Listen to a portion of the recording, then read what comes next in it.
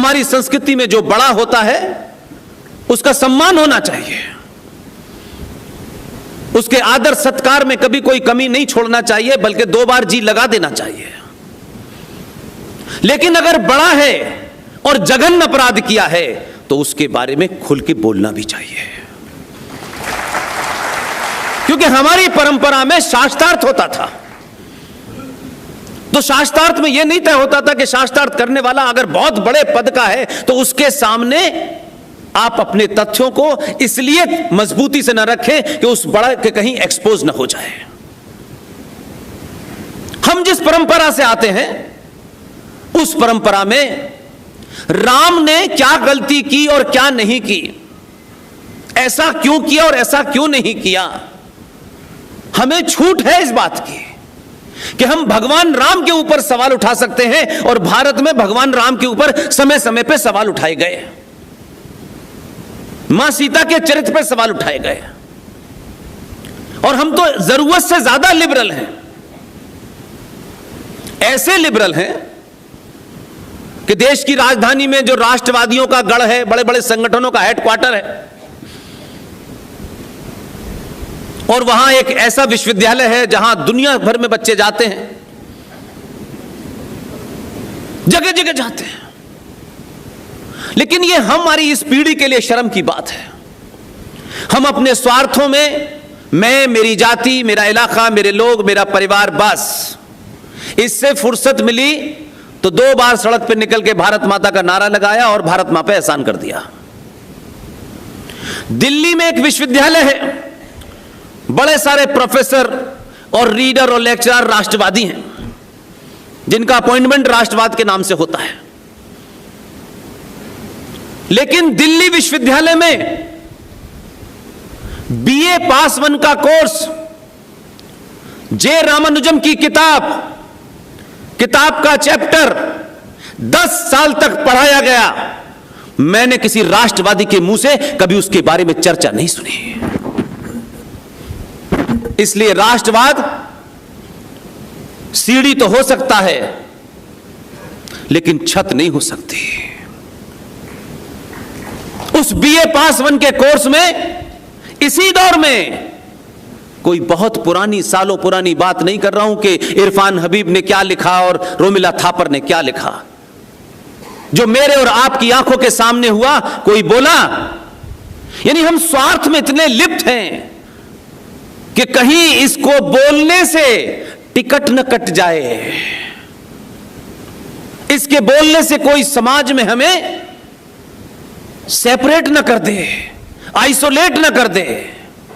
लेकिन जब वक्त मिलेगा तो आस्थाओं परंपराओं की दुहाई देने में सबसे बड़े पाखंडी हम आगे खड़े होते हैं। बीए पास 1 के जे रामानुजम के चैप्टर में पढ़ाया जा रहा था, 10 साल तक पढ़ाया गया। क्या उसमें राष्ट्रवादी परिवारों के बच्चे नहीं पढ़ रहे थे?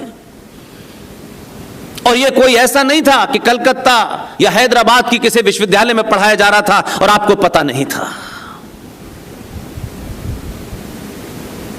उसमें जो चैप्टर पढ़ाया जा रहा था उसमें लिखा था और हम सब पढ़ रहे थे। और ज्यादातर क्लासों में जो बीए पास 1 के कोर्स के क्लासेस थी उसमें ज्यादातर सनातनी हिंदू बच्चे थे। लेकिन हमने अपने बच्चों को बताया है, सिर्फ तुम्हें अपने काम से काम रखना है, तुम्हें इधर उधर नहीं जाना है, तुम्हें इस पे नहीं बोलना है, तुम्हारा क्या लेना देना है। तुम पढ़ो, अच्छे नंबर लाओ और बड़ी डिग्री मिल जाए तो अमेरिका चले जाओ। भारत को बचाने के लिए भूखे नंगे लोग होंगे, वो लड़ते रहे, मरते रहे, क्या फर्क पड़ता है। हमारा बेटा सीईओ बनना चाहिए, इसलिए नहीं बोले लोग। और बड़ी बड़ी आस्थाओं पे सवाल खड़े करने वाले लोगों ने इसकी तरफ ध्यान नहीं दिया। डंके की चोट पर पढ़ाया जा रहा था माता सीता का जन्म रावण की छींक से हुआ। यहां तक भी कुछ हद तक हो सकता है कि इंटरप्रिटेशन गलत हो। उसमें दूसरी लाइन पढ़ाई जा रही थी कि मां सीता का भगवान राम के भाई लक्ष्मण से नाजायज संबंध थे। यह सुना आपने कभी इससे पहले? प्रिस्क्राइब्ड किताब के अंदर बीए पास 1 में रामानुजम की किताब ये पढ़ा रही थी और 10 साल तक पढ़ाया गया। ये कोई 50 साल पुरानी बात नहीं है, 2012 की बात है। इसलिए ये जो ढंडोरा पिटता है, आप सरकार बदलते हैं लेकिन राष्ट्र नहीं बदल पाए, क्योंकि पूरा समाज एक तरफा सिर्फ इस बात में इंटरेस्टेड है, इस सरकार से क्या मिलेगा, मुझे क्या मिलेगा,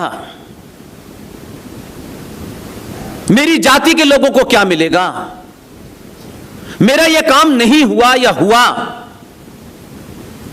ऐसी मिसाल कहीं नहीं मिलती। और प्रवचन आप 5-5 घंटे के सुनिए, लेकिन कोई यह नहीं बताता कि देश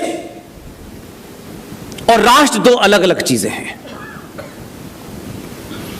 जो भी कुछ इस मंच पे आज हुआ, चाहे वो शंखनाद हुआ, चाहे पेशवा जी के ऊपर फूलमाला हुई, चाहे यहां दीप जलाए गए, ये भारत राष्ट्र की पहचान है। अगर ये सरकारी फंक्शन होता तो ये नहीं होता उसमें, क्योंकि सरकारें किसी विधि विधान से बंधी हैं।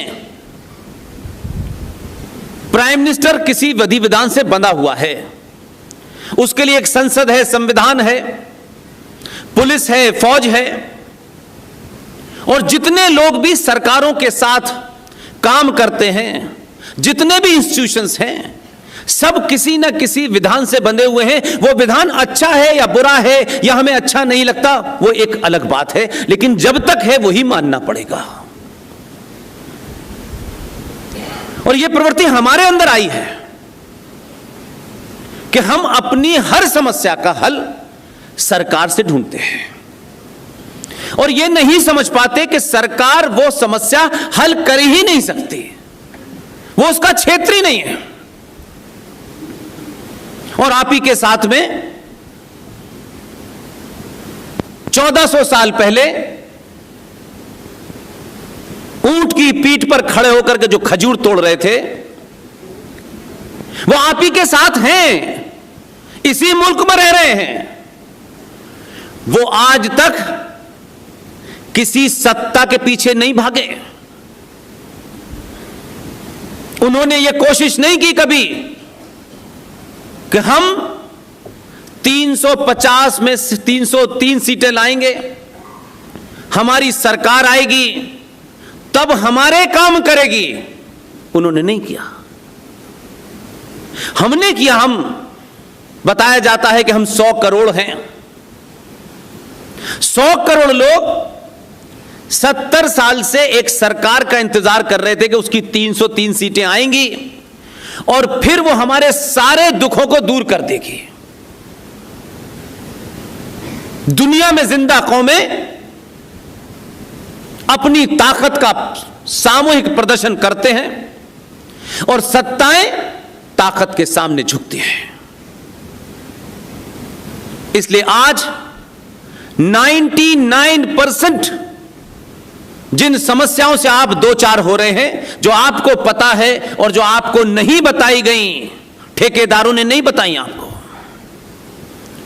कुछ लोग नहीं चाहते कि आपको सच बात पता चले, वो इससे दुखी हैं कि इस संचार क्रांति के माध्यम से colonel RSN Singh, GD Bakshi, Sushil पंडित,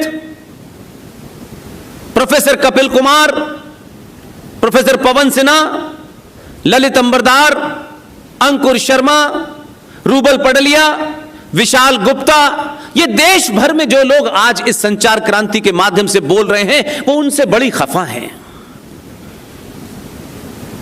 तो तरह तरह के तर्क लाए जा रहे हैं।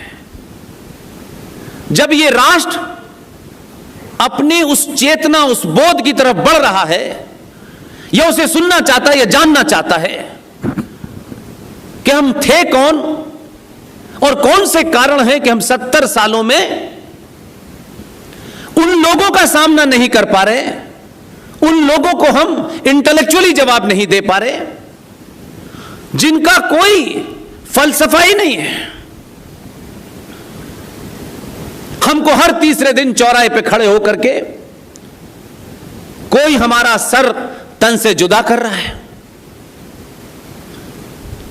कोई मॉब लिंचिंग में मार रहा है।